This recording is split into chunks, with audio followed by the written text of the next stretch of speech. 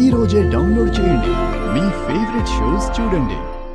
ఈ మరమరాలతో ఇడ్లీ తయారు చేసుకునే విధానం ఏదో కొత్తగా ఉంది. ఆ రెసిపీ ఏంటో చెప్తారా? ఇడ్లీకి ఎవరు అసలు శనగపప్పు వాడరు. దోశల్లో కొంచెం వేస్తారు కదా. శనగపప్పు 25% ప్రోటీన్ కలిగి ఉంటుంది. ముడి బియ్యం, తెల్లటి బియ్యం రవ్వ బదులు మనం ముడి బియ్యం రవ్వ వాడతాం. ఇడ్లీలు సాఫ్ట్గా రావటం కోసం మరమరాలు బాగా ఉపయోగపడతాయి. మరమరాలు పౌడర్ చేసేసి ఆ పౌడర్ని తీసుకుని ఇవన్నీ కూడా గుడ్ బ్యాక్టీరియాలు పెరిగే విధంగా మనం ఇడ్లీకి మనకు పులవ పెడుతుంది.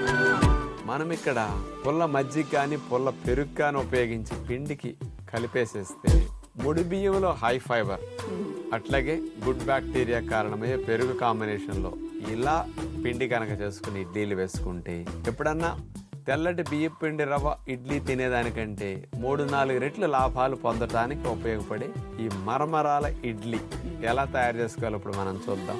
మరమరాలు ఇడ్లీ తయారు చేయడానికి కావలసిన పదార్థాలు: మరమరాలు 4 కప్పులు, ముడి బియ్యం 1/2 కప్పు, శనగపప్పు 1/2 cup, lemon juice 1 table spoon, అల్లము తురుము 1 టేబుల్ స్పూన్, మిరియాల చెక్క ముక్క 1 టేబుల్ స్పూన్, జీలకర్ర 1 టీ స్పూన్, ఆవాలు 1 టీ స్పూన్, ఇంగువ కొద్దిగా, సోడా కొద్దిగా, మేగడ కొద్దిగా, కరివేపాకు కొద్దిగా. మనం ఎప్పుడైనా సమయం లేనప్పుడు 1-2 గంటల ముందు ఇడ్లీ వేసుకుంటే బాగుండు అనిపిస్తే 1/2 కప్పు ముడి బియ్యం, 1/2 కప్పు పచ్చిశనగపప్పు తీసుకుని కొద్దిగా నీళ్లు పోసి 1 గంటన్నర 2 గంటలు నానపెట్టాలి. మినప్పప్పు బదులుగా మనం పచ్చిశనగపప్పు ముడి బియ్యం నానపెట్టుకున్నాం. ఇక 4 కప్పులు మరమరాలు. ఇవి ఆల్రెడీ మెత్తగా ఉంటాయి కాబట్టి నానపెట్టాల్సిన పని ఉండదు. నీళ్లు పోసి కడిగేసుకోవాలి ముందు మరమరాల్ని. ఏదైనా మట్టి ఇసుక లాంటివి ఉంటే పోతాయి. నీళ్లలోంచి ఆ మరమరాలను తీసుకుని, ఎక్కువ పిండి అక్కర్లేదు, కొద్దిగా నీరున్నా గ్రైండ్ అవుతుంది, లోపలెట్టు కావాలి కాబట్టి పిండికి. ఇక నానపెట్టిన పచ్చిశనగపప్పు ముడి బియ్యాన్ని కూడా ఇందులో వేసేస్తాం. కొద్దిగా జిగురు కొరకనమాట.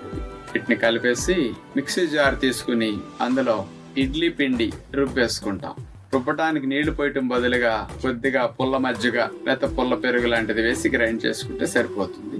మెత్తగా పిండి నలిగిన తర్వాత ప్లెయిన్ ఇడ్లీ కంటే దీనికి తాలింపు పెట్టుకుంటే బాగుంటుంది. ఇడ్లీకి కొద్దిగా మేకడ వేసి ఆవాలు, జీలకర్ర, ఇంగువ పొడి, కరివేపాకు అందులో వేగిన తర్వాత మిరియాల ముక్క చెక్క వేసేసి ఈ తాలింపు వల్ల ఇడ్లీ బాగుంటుంది.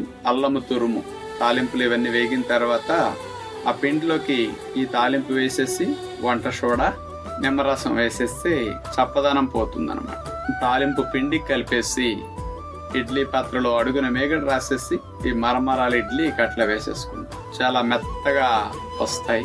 ప్రత్యేక రుచి ఈ ఇడ్లీలు. మామూలు ఇడ్లీ చప్పగా ఉంటాయి, ఈ ఇడ్లీ చాలా బాగుంటుంది.